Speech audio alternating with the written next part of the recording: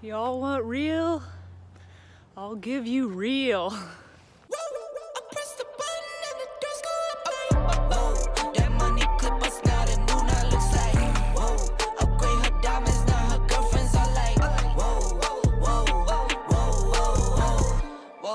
I hit recorded drop, you can't ignore it. I'm transforming. I'm almost at 19 weeks, but I feel like I'm back in the first trimester. I am so nauseous again, and I'm not getting much sleep, which both symptoms can kind of feed off of each other, so I don't exactly know if it were which is the chicken, which is the egg. I feel like garbage. And I figured this would actually be a really good opportunity to go over 5 big things that I dealt with in my first trimester and what I did to cope, what personally worked for me. And first trimester is so hard. It's really, like, those early weeks are really lonely. You're experiencing all these crazy symptoms, but you also don't want to make your pregnancy public yet either, so you feel alone. But what I've heard from a lot of other mothers is that the first trimester can be the worst. So the first symptom I wanted to talk about that I really struggled with, which was nausea, which is probably one of the more common symptoms in the first trimester. I felt like I had severe car sickness where I couldn't really move my head around without needing to puke. Unfortunately, it just kind of keeps piling on itself because the more nauseous you get, the more I didn't want to eat. And so I really struggled with actually getting any nutrition in for the first, at least mostly for the first trimester. After my appointment, my very first initial appointment with the midwife, she did notice like I was probably at a little bit of a lower BMI. I had lost weight, which is a common thing, but it is something you want to be aware of when you're that nauseous. It wasn't like a massive concern, but we needed to figure out how to get food into me.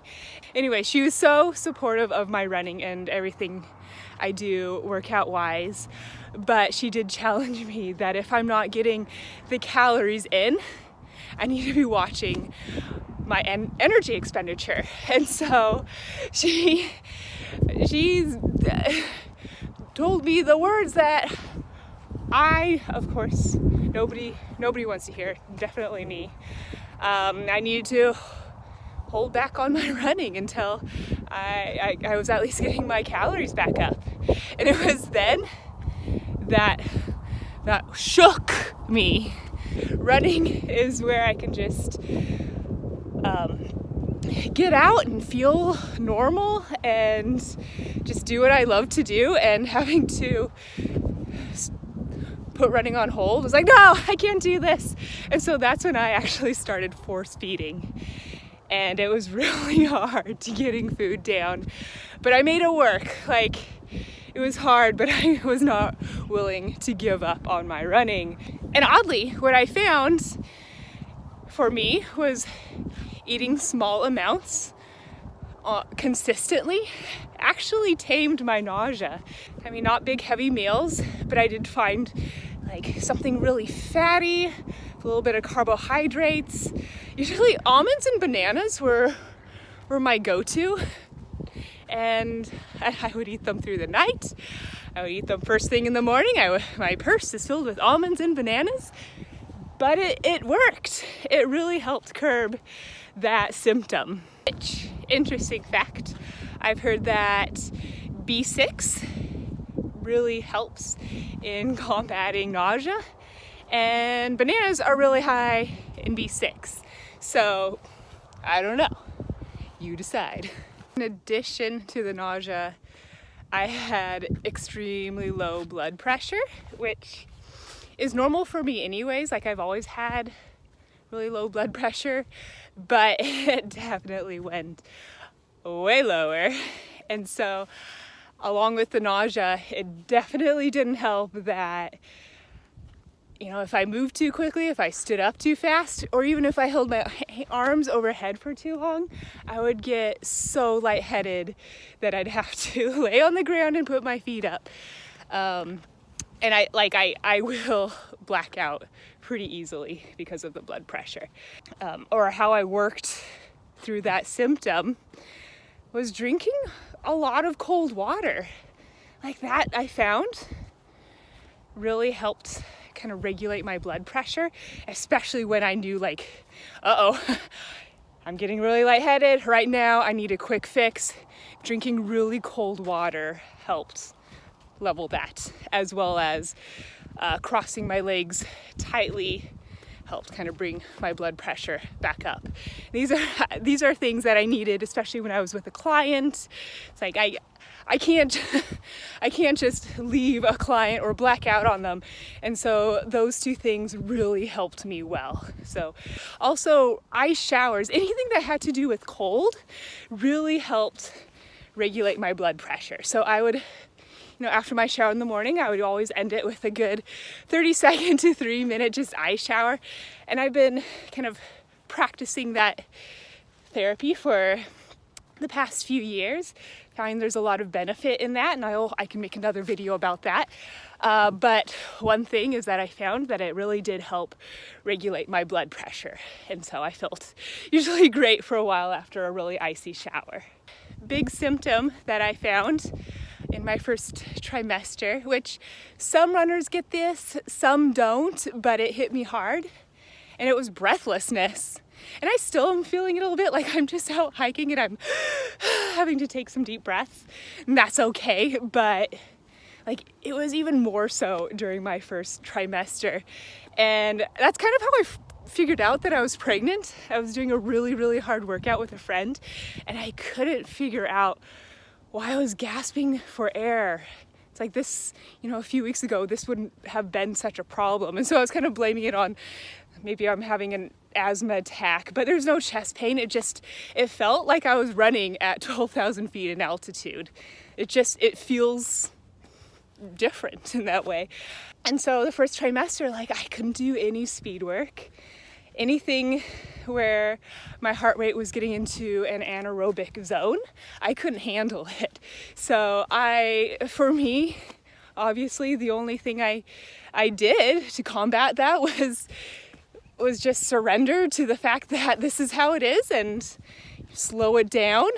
It's a good excuse to actually enjoy my runs in a different light, and I'm not training for anything in particular. So that's something, if you experience that, don't worry. There's nothing horrific happening to you. It's just the blood levels in your body are changing because you're creating a human. You're gonna feel a little more lightheaded and breathless. So we talked about nausea, dizziness, breathlessness, and low blood pressure. The fifth symptom that I dealt with and am continuing to deal with more so is the relaxin. And I'll put up a little blip right here. It just explains what relaxin exactly is in the body.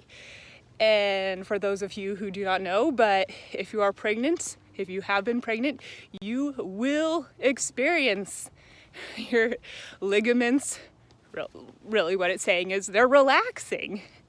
I don't have that little hop skip in my get along when I'm running. And I don't have that snap back. I talked about that when I did my 5K last weekend. Even though I wasn't as breathless anymore, but I didn't have, my ligaments weren't doing their pre-pregnancy job, which is holding everything together.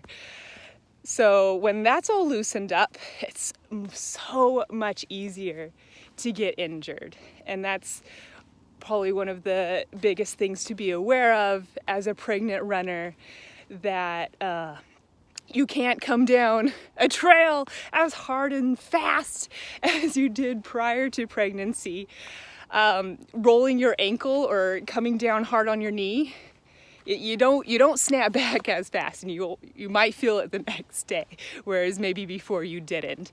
And so I do find like there's a lot more new sore areas that I've never expected. And it's the same thing as the breathlessness. You just need to be patient and enjoy this journey that you're in.